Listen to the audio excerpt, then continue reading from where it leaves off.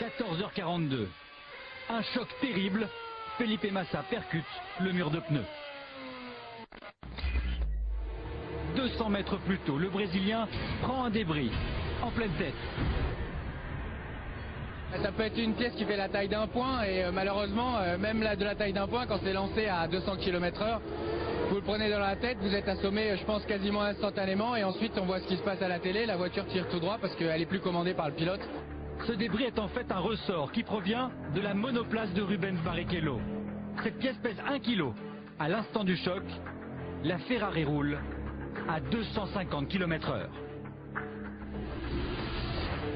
Après le choc, sur la gauche de l'écran, la télémesure indique que Massa appuie simultanément sur l'accélérateur et le frein, le signe d'une éventuelle perte de connaissance.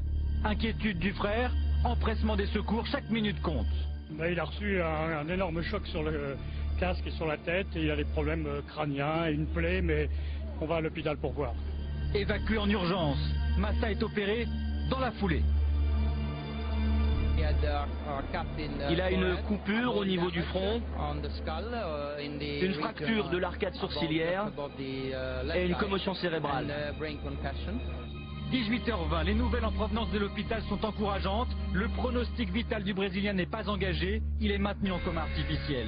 Cet événement remet en question les normes de sécurité lorsque ce type d'incident survient.